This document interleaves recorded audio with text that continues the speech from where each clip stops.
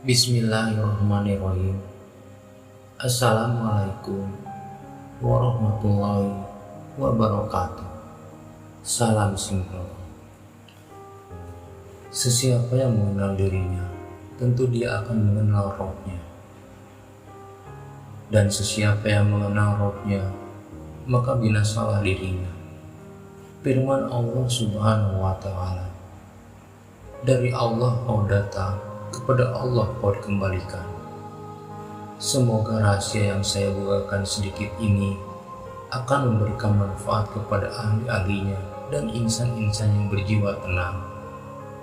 Insya Allah, apabila ruh diturunkan ke bumi, ia berhajat kepada sifat iftiqar Allah Subhanahu wa Ta'ala untuk berfungsi di atas muka bumi ini. Jikalau tiadanya sifat iftiqar, maka ruh tidak akan berfungsi sama sekali. Ini adalah disebabkan ia memiliki sifat yang suci lebih tinggi. Ia tiada pengetahuan dan kehendak terhadap alam yang rendah ini duniawi.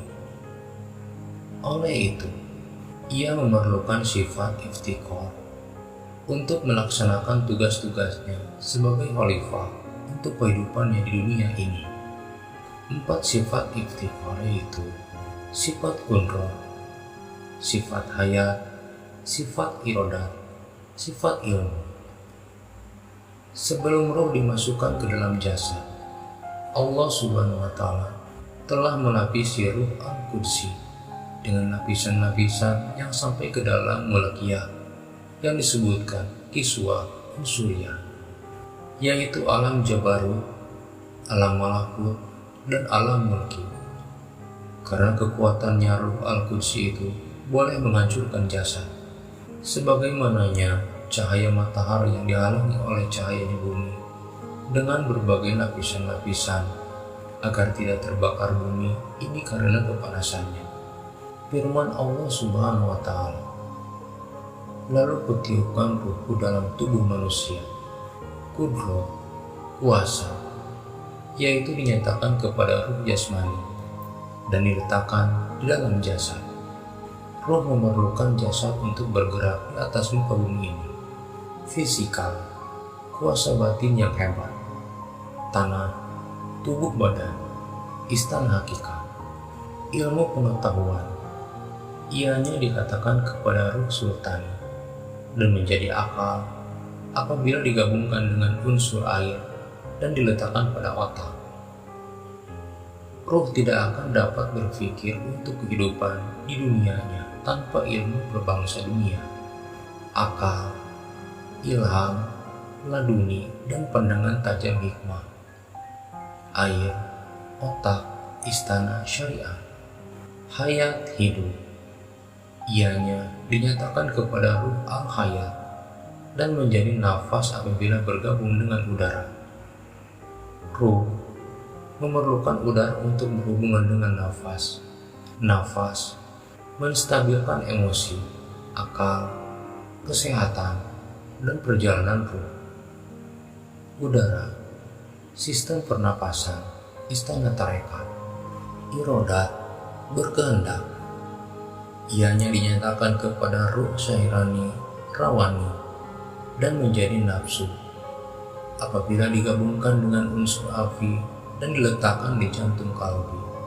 Roh memerlukan nafsu yang berbangsa dunia untuk memampukan dunia. Nafsu, ketenangan, kasyaf, asyik, cinta, rindu, suhud, dan makrifat.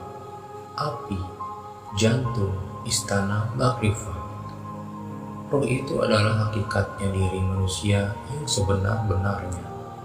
Roh adalah nur cahaya yang paling tinggi dan dibaluti dengan beberapa lapisan pakaian sebelum diturunkan ke alam dunia ini agar jasad tidak terbakar. Manusia itu rahasiaku dan aku adalah rahasia manusia. Hadis Qudsi, roh itu mempunyai tempat di setiap daerah ketika ia berada di dalam jasad. Setiap insan wajiblah mengetahui bagaimana caranya untuk mengolah setiap lapisan-lapisan tersebut agar tersingkap baginya rahasia Kenalilah dirimu dengan merenungkan ke dalam dirimu. Niscaya nantinya kamu akan mengenal Tuhanmu yang tanpa huruf, tanpa suara, tanpa dalil, dan tanpa perantaraan. Carilah rahasia alam dirimu sendiri, sehinggalah berjumpanya dengan air daripada alam malakut, alam jabarut, dan akhirnya alam lakut. Niscaya nantinya kamu akan dapat menyaksikan kembali sebagaimananya dirimu berhimpun dan bertasbih dalam lahut, serta menyaksikan sebagaimananya dirimu bersaksi akan diri ketuhanan, sebagaimana firman-Nya, "Adakah aku Tuhan kamu?"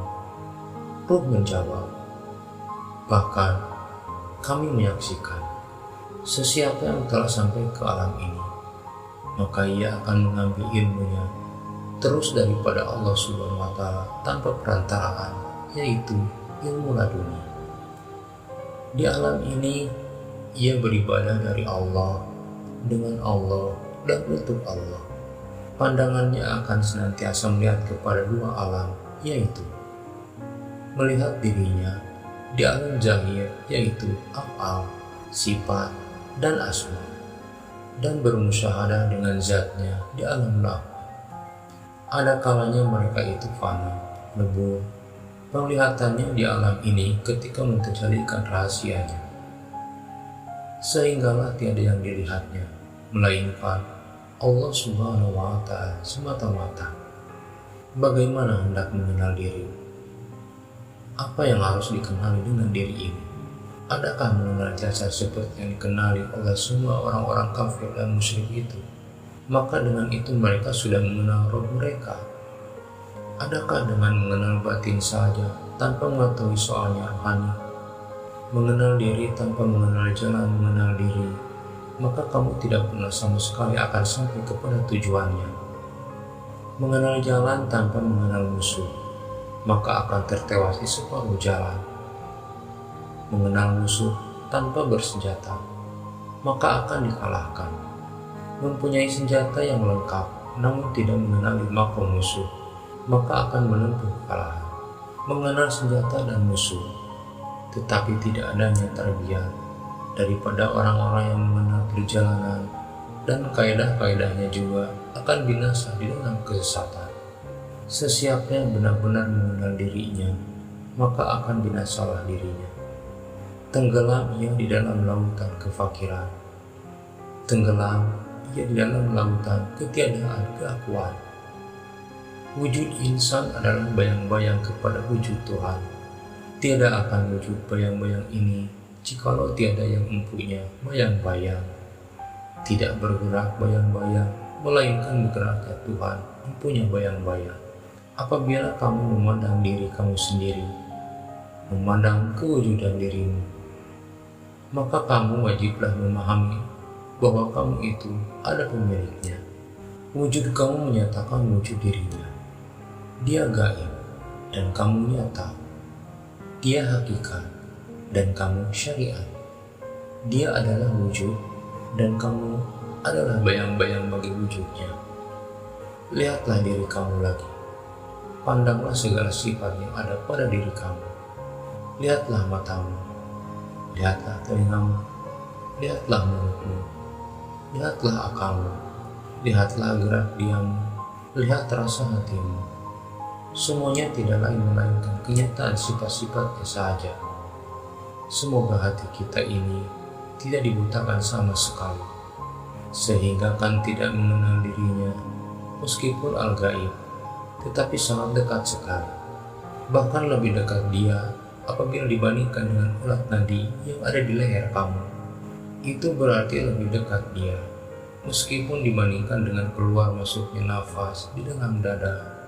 Maka firman-Nya yang memutuskan, barang siapa yang hidupnya sekarang ini di dunia buta, mata hatinya tidak mengetahui keberadaan diri Tuhannya yang dekat sekali dan wajib wujudnya, maka kelak di akhirat juga akan lebih buta dan lebih sesat jalannya.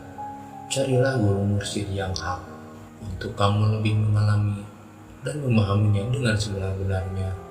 Janganlah sesekali hanya bersandar kepada apa yang saya ini tuliskan, Karena perbahasan ketuhanan ini bukanlah perkara yang boleh dianggap remeh sambil lewat dan bermain-main, supaya kamu memiliki guru yang hak, tidak hanya belajar dengan membaca di sana-sini saja tanpa berguru. Jika tidak, niscaya iblislah guru kamu. Sekianlah, semoga bermanfaat.